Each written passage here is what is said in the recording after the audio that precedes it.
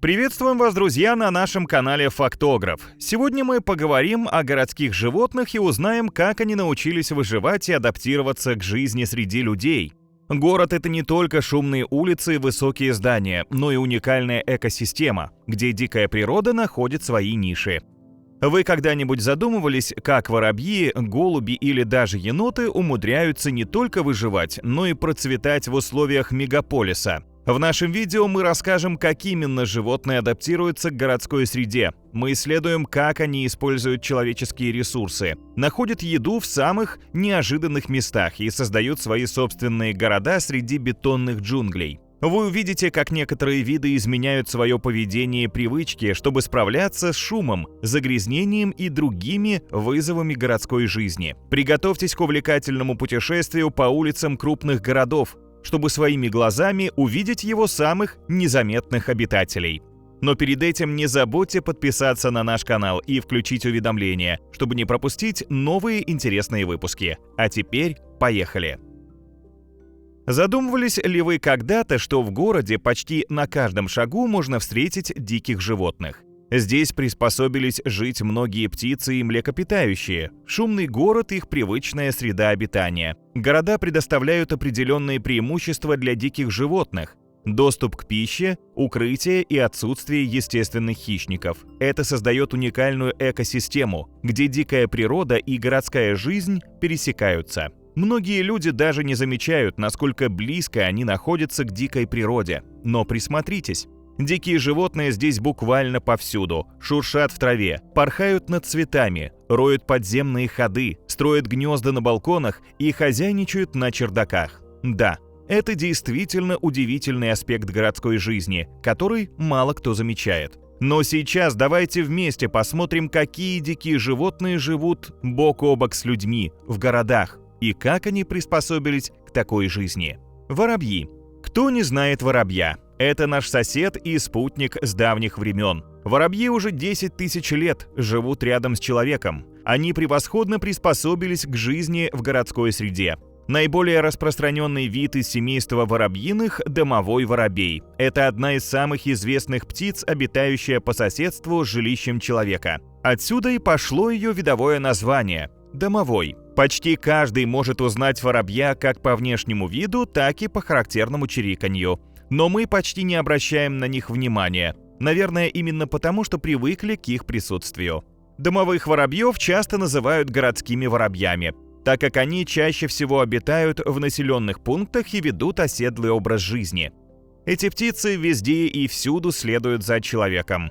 Селятся и в шумных городах, и тихих деревушках поблизости от человеческого жилища. Гнездиться могут в дуплах деревьев, в брошенных гнездах хищных птиц, под крышами домов и в других пустотах, то есть приспособиться могут везде. Везде, где бы они ни оказались, воробьи обретут дом. Воробьи легко находят приют, тепло и пищу рядом с домами человека. Их любимое занятие – купаться в песке на стройках. В их рацион входят пищевые отходы, которые они находят непосредственно у жилья человека или в городских парках. Эти пернатые очень выносливые и могут проживать в любых погодных условиях, быстро привыкают к обстановке, созданной людьми. К слову, воробьи живут даже там, где не выживают другие птицы, например, в тундре и лесотундре. Да и соседство с людьми оказалось обоюдовыгодным. Воробьи выкармливают птенцов насекомыми, помогая уберечь урожай от вредителей. Также таким образом они помогают контролировать популяцию насекомых, что очень важно для сохранения биоразнообразия. Но, к сожалению, домовые воробьи постепенно вымирают, их число в городах заметно сокращается. По словам ученых, на численность птиц влияет изменение типа застройки. Пернатые селятся в основном в щелях домов, а современные здания непригодны для них. Старые дома реконструируются, фундаменты оштукатурены, заборы отремонтированы, в новых домах не найдешь щелей и трещин. Мусорки, которые были кормовой базой птиц, теперь не подходят для добывания пищи. Мусор в большинстве своем выбрасывают в плотных полиэтиленовых пакетах, в закрытые пластиковые контейнеры. Люди аккуратно сортируют мусор, стараются уменьшать его количество и уж, конечно, не разбрасывают недоеденные булочки где попало. В городах становится все чище, поэтому птицам трудно добраться до пищевых отходов. Еще одна причина сокращения популяции воробьев связана с благоустройством, а именно с приведением в порядок газонов. Стрижка травы привела к снижению разнообразия насекомых, основного корма для птенцов воробья. Да, это проблема, но говорить о скором исчезновении вида не приходится. Воробьи активно размножаются, что позволяет им быстро восстанавливать численность после потерь. Белки. Пожалуй, нет человека, который бы не видел белку. Многие даже кормили этих милых пушистых зверьков с рук.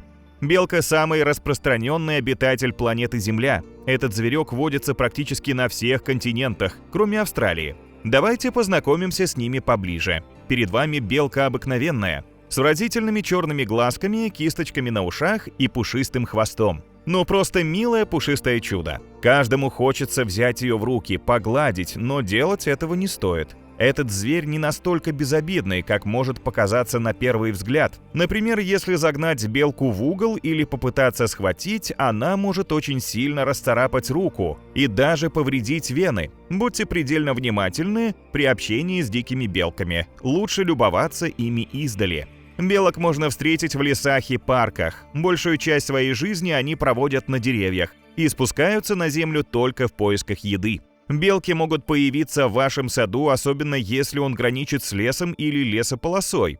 И это совсем не удивительно. Белки часто селятся в населенных пунктах, выбирая в качестве места обитания деревья преимущественно хвойного типа или лиственные деревья с густыми и высокими кронами для защиты от природных врагов. При этом белки довольно быстро привыкают к соседству с людьми, особенно в тех местах, где люди целенаправленно их подкармливают. Да-да, белка еще та хитрюга. В поисках еды она отлично приспособилась к жизни рядом с человеком. Белки находят что-то питательное для себя в кормушках для птиц, умеют просить вкусненькое у прохожих, вырывать посаженные людьми растения в поисках семян. Любители орехов иногда могут стянуть с поля или огорода лакомый кусочек, чему учатся друг у друга. Иногда, чтобы пойти на дело, они специально собираются в группы от 2 до 5 зверьков и распределяют роли. Задание одних — отвлекать внимание, в то время как другие забирают присмотренную добычу. Если же вы вдруг сами решите подкармливать белок, то вы должны помнить о том, что они очень быстро привыкают к вашей помощи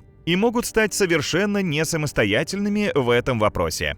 Белки попросту перестанут делать запасы и просто погибнут, если вы перестанете их кормить. А поскольку они приспособлены прятать излишки еды, они будут брать у вас столько, сколько вы будете предлагать. Если человек начинает прикармливать белку, она вернется к нему через день за новой порцией. Белки, живущие в парках и садах, в черте города, давно усвоили, что человек является источником продовольствия. Поэтому давать этим зверям еду можно только тогда, когда стоят очень сильные морозы, и земля замерзла так сильно, что белки не могут в ней копаться. Да и в целом идея кормить белок с рук рискованная, ведь они могут быть заражены чумой, сказом или другими болезнями. Голуби.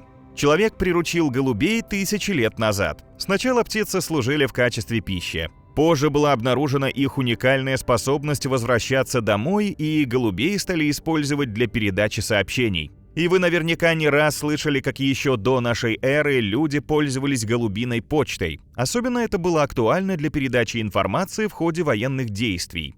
Например, о захвате солдат в плен. До изобретения телеграфа это был самый быстрый способ коммуникации.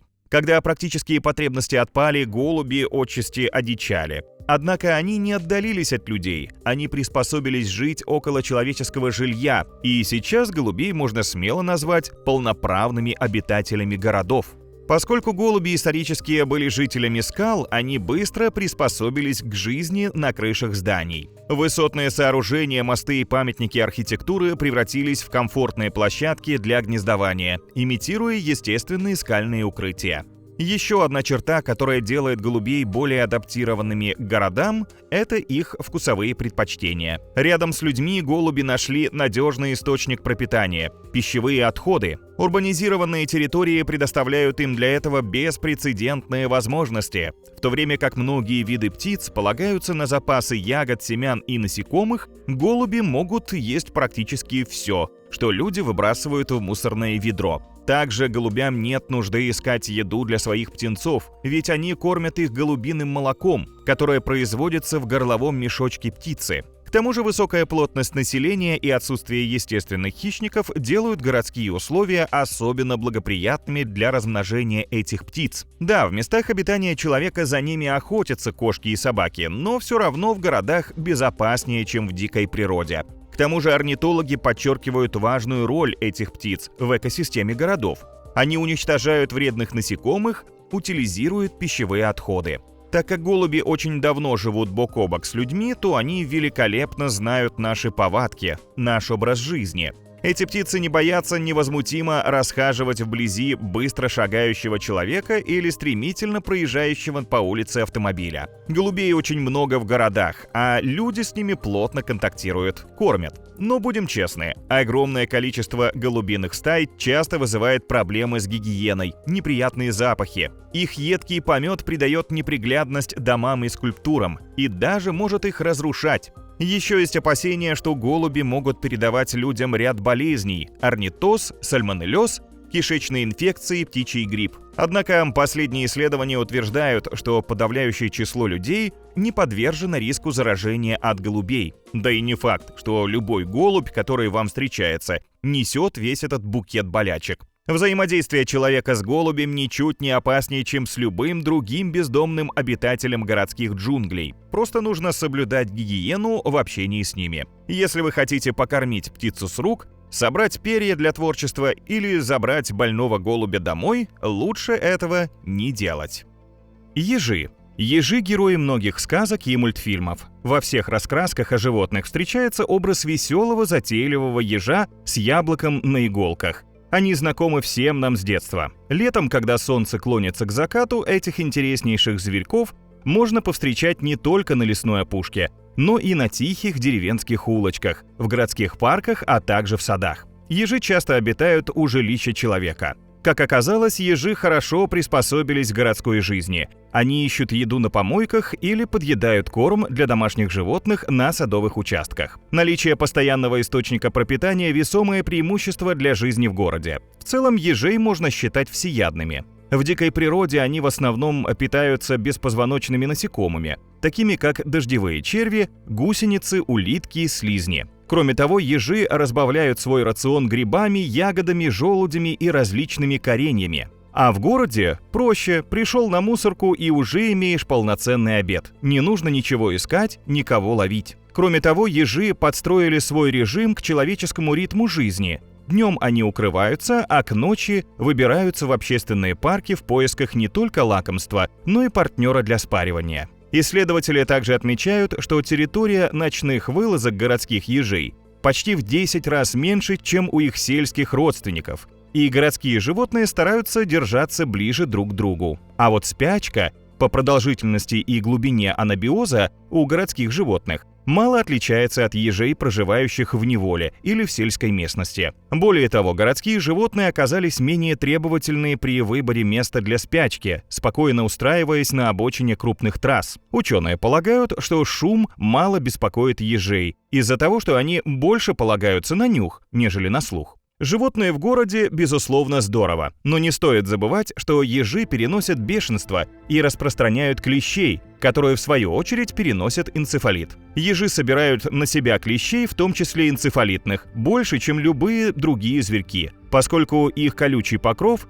счесывает голодных клещей с травы словно щеткой. А избавиться от паразитов, забравшихся между иглами, еж не способен самостоятельно. И еще, если вы увидите ежа и захотите его угостить молоком, то лучше этого не делать. Да, колючие звери его выпивают, но после этого чувствуют себя плохо. Как и большинство млекопитающих, эти животные питаются молоком только в младенчестве. У взрослых особей не вырабатывается фермент, необходимый для расщепления молочного сахара. Непереработанная лактоза попадает в толстую кишку и становится прекрасной пищей для болезнетворных бактерий. Данный процесс сопровождается выделением газов, возникает вздутие живота и другие неприятные симптомы, так что, угощая ежа молоком, вы оказываете ему медвежью услугу. Еноты. Родиной енотов считается Северная и Центральная Америка, а на территории Евразии интродуцирован единственный вид – енот-полоскун. В естественной среде американского континента зверьки предпочитают селиться преимущественно в смешанных дуплистых лесах. в непосредственной близости от водоемов. Выход в море является обязательным условием для проживания енотика, будь то река, озеро или даже болото. Кроме того, еноты заняли видное место и в городских джунглях Америки. Как эксперты по адаптации и выживанию, еноты процветают в городах по всему континенту. Но почему эти дикие существа все чаще меняют природные ландшафты на городскую жизнь? Еноты начали интегрироваться в городские районы, поскольку люди все настойчивее продолжали вторгаться в их естественную среду обитания. В 20 веке наблюдался значительный рост числа енотов, переселяющихся в города. Их так и манило обилие пищи и относительная безопасность среди городских ландшафтов. Да, в мегаполисах не водятся хищники, но здесь могут подстерегать другие опасности. Поэтому в городах еноты ведут преимущественно ночной образ жизни, что помогает им избегать людей и движения в час пик. Еноты могут питаться разнообразной пищей, состоящей не только из фруктов, орехов, насекомых и мелких животных, но и из подобранной человеческой пищи. Их способность использовать ловкие передние лапы позволяет им открывать контейнеры на свалках, перебирать предметы и создавать вокруг хаос. Их часто можно увидеть роющимися в мусорных баках в поисках еды. Передние лапы енотов похожи на пальцы человека и являются особенно чувствительными, что позволяет животным не только легко находить, но и перебирать и раскрывать найденные предметы. Еноты, как правило, собирают пищу своими передними лапами и затем кладут ее в рот. Да-да, не едят земли, а именно кладут лапами в рот, как люди. Да уж, о прожорливости и всеядности енота впору слагать легенды. Они легко входят в контакт с людьми, в поисках пищи часто совершают набеги на туристические стоянки.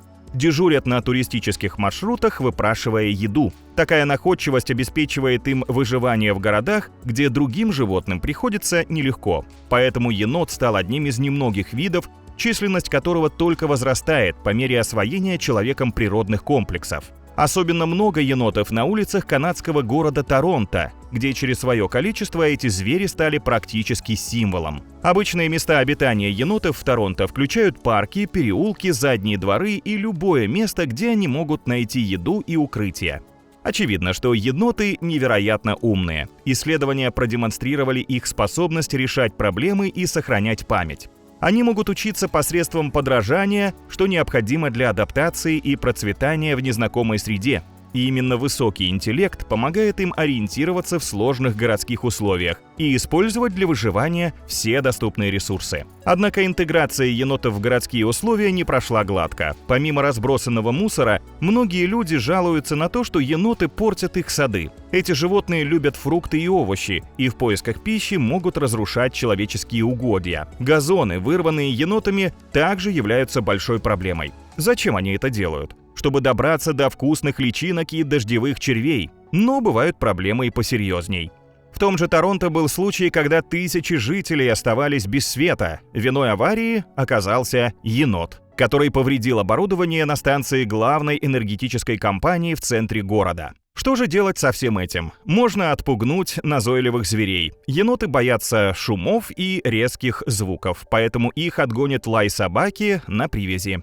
Еще можно развесить по периметру участка несколько растяжек с консервными банками, погремушками, раскидать шуршащую бумагу. Если это не помогает, то можно обратиться в профессиональные компании, которые занимаются гуманным отловом и переселением енотов. Вороны. Еще одни интеллектуалы, которые отлично влились в ритм городов. Вороны демонстрируют удивительную адаптивность к различным условиям окружающей среды, что позволяет им обитать в самых разнообразных местах по всему миру. Но именно городские районы приобрели настоящую популярность среди этих птиц, в частности, среди серых ворон. Вороны образуют гнездовья в скверах, дворах, вдоль дорог, на частных и промышленных территориях. Также высокие здания, столбы электропередач и мостовые становятся идеальными местами для строительства гнезд. Главная причина массового заселения городов врановыми – большое количество мусора. Птицы находят много съестного на свалках, в открытых контейнерах, несанкционированных кучах пищевых отходов. Мусорные контейнеры, кормушки для птиц, а также пищевые отходы, оставленные людьми, стали для них отличными источниками пищи. Присутствие ворон в городах часто сопровождается шумом и активностью, но они уже стали неотъемлемой частью городской экосистемы. В В природе вороны осторожнее, а в городе не боятся человека, подпускают его на близкое расстояние, даже берут корм из рук. Да, птицы все еще сторонятся большого скопления людей, но городской шум стал им привычен. А еще готов поспорить, что вы наверняка слышали о сообразительности ворон и их умении использовать предметы окружающей обстановки для собственной выгоды. Например, вороны нашли очень хитрый способ раскалывать грецкие орехи. Эти орехи — их любимое лакомство, однако твердая скорлупа не предназначена для их клюва. В какой-то момент вороны обнаружили, что грецкий орех нужно бросать перед колесами движущегося транспортного средства. Когда автомобиль раздавит орех, ворона спокойно его съест. Также вороны могут несколько раз бросать грецкий орех на асфальт с большой высоты, пока он не расколется. Найденный кусок черствого хлеба эти птицы размачивают в луже, прежде чем съесть, а также устраивают тайники с недоеденной пищей. Они следят за другими животными, обитающими в городах, бродячими собаками, белками, затем воруют припасы из их тайников. Зимой в городах могут воровать пищу из вывешенных за окно сумок с продуктами, проклевывая в них дырку. В общем, изобретательности воронам не занимать. Безусловно, вороны доставляют человеку определенные неудобства. Птицы разносят пакеты и упаковки из-под продуктов во время поиска пищи на свалках и в контейнерах. Также они портят крыши, увечат и загаживают исторические памятники. И самое главное, вороны переносят заболевания, например, орнитоз. Также вороны разоряют чужие гнезда. Эти птицы любят лакомиться яйцами и птенцами более мелких птах, а также своих сородичей и водоплавающих птиц. Чем больше популяция серых ворон в городе, тем меньше становится других пернатых. Рост численности ворон – большая проблема для городов, ведь, кроме всего прочего, не раз были зафиксированы случаи нападения пернатых на людей.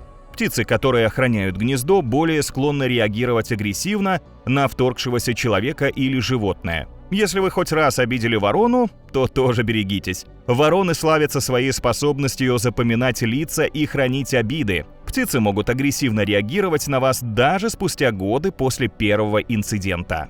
Лисицы. Лисицы – хищное животное из семейства псовых, обладающее огненным окрасом, пушистой шубкой и объемным хвостом с белым кончиком. Лисы встречаются во многих европейских и азиатских странах, Северной Америке, Азии и в Австралии. Благодаря яркой внешности эту рыжую красавицу невозможно спутать ни с каким другим животным. По многим сказкам она известна как хитрый, ловкий зверь, и действительно, в своей естественной среде обитания лисы очень осторожны и могут легко запутать следы, чтобы уйти от погони. Надо признать, что лисицы настолько умные животные, что ради выживания готовы приспособиться даже к человеку. Часто они находят пути адаптации к урбанизированным зонам и могут селиться на окраинах городов и даже в городских районах. Это обычно происходит, когда природные условия обитания лисиц становятся все более ограниченными из-за развития и расширения городов. Обилие пищи в городах также играет не последнюю роль. Лисицы могут кормиться объедками, вредителями, такими как грызуны и насекомые, и другими мелкими животными. Самая большая кормовая база находится рядом с мусорными контейнерами и парками, поэтому в городских условиях лисы именно там и обитают. Также хитрых животных привлекают и другие типы укрытий, которые создает городская среда. Это могут быть, например, неиспользуемые хозяйственные постройки, подвалы домов и заброшенные веранды. Там они могут отдыхать, прятаться и обустраивать временные укрытия и норы для молодняка. Помимо этого, в городских условиях зачастую отсутствуют естественные враги, что делает жизнь лис в городе относительно безопасной. Какие же отношения между человеком и городскими лисицами? Для этих животных очень выгодные. Рыжие хищники часто приспосабливаются к людям и не боятся их. Они могут выходить на улицы в поисках еды днем, когда люди активно двигаются по городу. Некоторые лисы даже умудряются пробираться в дома через открытые окна и двери. Конечно же, от такой самодеятельности люди не в восторге. Такое поведение животных может привести к конфликтам между людьми и лисами. Некоторые люди могут испытывать страх или беспокойство по поводу близости диких животных, особенно если лисы становятся слишком дерзкими или агрессивными в поисках пищи.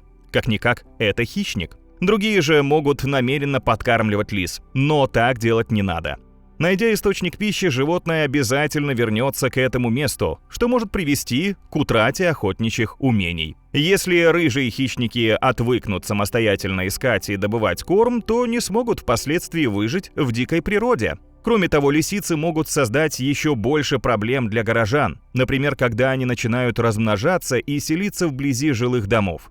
В этот период они могут причинять вред садам и огородам, а также переносить бешенство, опасное заболевание, от которого нет лекарства, а при появлении первых симптомов смерть неизбежна. Что бы там ни было, важно помнить, что это дикий зверь. Если лиса оказалась рядом, следует наблюдать за ней с безопасного расстояния. Не пытайтесь приблизиться или взять ее на руки. Обычно лисы не нападают первыми на человека, но резкие движения и громкий звук могут напугать животное и вызвать агрессию. Не нужно также махать руками, пытаясь прогнать животное, смотреть в глаза и показывать зубы. Это может быть воспринято как призыв к бою. Не следует поворачиваться спиной и пытаться убежать. Самый безопасный вариант – спокойно постоять, дождавшись, когда лиса сама убежит, или пытаться отойти на безопасное расстояние. Да и сами лисы далеко не глупые. Схватить себя, погладить они не дают. На близкий контакт не идут, поэтому человек может пострадать только в случае, если сам приложит к этому все усилия. Крысы. Крысы – это представители семейства мышиных, широко распространенные по всему миру. Эти умные и адаптивные грызуны встречаются в самых разных условиях, включая природные среды и урбанизированные города. Природные инстинкты крысы и выносливая натура могут объяснить, как они адаптируются к городским условиям. На сегодняшний день крысы уже давно стали частью городской экосистемы, процветая в густонаселенных городах. Крысы – наши тени. Мы живем в городе, а они, как правило, под ним. Мы в основном работаем днем, а они выходят из нор по ночам. Однако живем мы рядом, и практически везде, где есть люди, водятся и крысы. Крысы вызывают у нас страх и отвращение куда больше, чем любые другие существа, процветающие в созданном нами мире. Их считают грязными и хитрыми, воспринимают как признак упадка в городе и переносчика заразы. Короче, люди ненавидят крыс. В то время как крысы в городах проживают свою лучшую жизнь, и на это есть несколько причин. Городские районы предлагают грызунам постоянный запас пищи, от незащищенных мусорных баков до еды и выброшенных остатков. Города предоставляют многочисленные места для укрытия и гнездования, включая канализацию, подвалы, чердаки и стены. Наличие теплых нетронутых пространств позволяет крысам быстро размножаться и поддерживать большую популяцию. В районах, где в изобилии еда и убежище, крысы начинают более активно плодиться, и их популяция может быстро расти. Но где этим животным еще найти более идеальное место для жизни? Да и адаптироваться в городе крысам несложно. Ведь они опытные скалолазы, пловцы и роющие, что позволяет им с легкостью ориентироваться в городских ландшафтах. Они могут взбираться по стенам, проникать в дома через небольшие щели и даже проплывать по канализационным трубам, чтобы добраться до зданий. И пока изменение климата усложняет жизнь многим видам, у городских крыс, наоборот, жизнь налаживается. В новом исследовании, опубликованном в журнале Science, ученые проанализировали данные о популяции крыс в 16 городах мира за последние 12 лет. В 70% из них число грызунов значительно выросло. Например, в Вашингтоне количество жалоб на крыс увеличилось с 1448 в 2010 году до 12209 в 2021. В Сан-Франциско популяция выросла на 300%, в Торонто на 186%, а в Нью-Йорке на 162%. Что именно способствовало взрывному увеличению популяции грызунов? Глобальное потепление, урбанизация и рост населения. По словам исследователей, в холодных городах крысы обычно активны только летом, а зимой их численность снижается. Однако с продлением теплого сезона грызуны получают больше времени для поиска пищи, строительства гнезд и размножения. Города становятся все более комфортными для крыс, благодаря переполненным мусорным контейнерам, убежищам в виде подвалов и подземным коммуникациям, а также отсутствию естественных хищников. Соседство с крысами опасно для человека, животные грызут проводку электросетей, что может приводить к выводу из строя транспортных средств и к пожарам в домах. Кроме того, они являются переносчиками тяжелых зоонозных заболеваний, например, чумы, лептоспироза, псевдотуберкулеза и лихорадки Ласса. К тому же предприятия, особенно в пищевой промышленности, сталкиваются с репутационными и финансовыми потерями из-за нашествия крыс. Да и в целом присутствие грызунов негативно сказывается на психологическом состоянии горожан. Хотя пребывание крыс в городах создает значительные проблемы, активная работа над улучшением ситуации может помочь снизить риски. Да, местные власти могут взять ситуацию в свои руки и контролировать численность грызунов, но полностью избавиться от них невозможно. Койоты.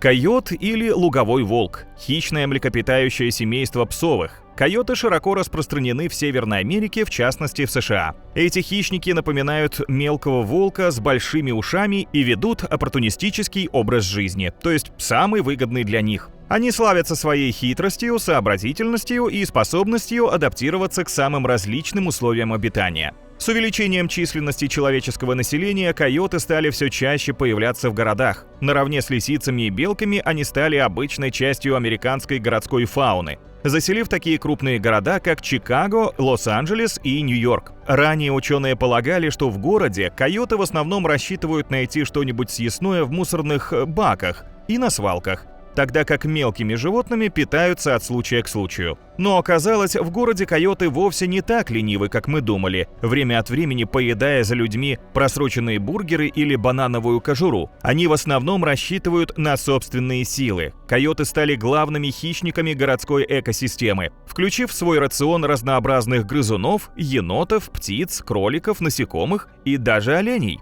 Города положительно влияют и на популяцию этих диких зверей. Выживаемость щенков-койотов в городских условиях примерно в 5 раз выше выживаемости детенышей в дикой природе. Более того, живущие в городах койоты практически не болеют. В городских условиях они не сталкиваются с возбудителями болезней и паразитами. Также присутствие койотов в городе может положительно влиять на стабильность всей экосистемы. Они контролируют популяции грызунов и других мелких животных, что способствует поддержанию баланса в природе. Например, поскольку у енотов в городе нет естественных врагов, койоты сдерживают их рост популяции и предотвращают вспышки переносимых енотами болезней. Таким образом, городским властям стоит позаботиться о расширении зеленых насаждений, в которых в основном промышляют койоты, чтобы поддержать здоровую городскую экосистему. Однако не все так гладко. С появлением койотов в городах возникли новые проблемы. Часто хищники становятся причиной конфликтов с людьми, особенно когда дело касается домашних животных. Койоты могут нападать на кошек и собак, прежде всего, если они оставлены без присмотра. Поэтому уже сегодня людям приходится решать вопрос, что делать с такими крупными хищниками, обитающими в городах, учиться сосуществовать в мире и согласии или объявлять им беспощадную войну.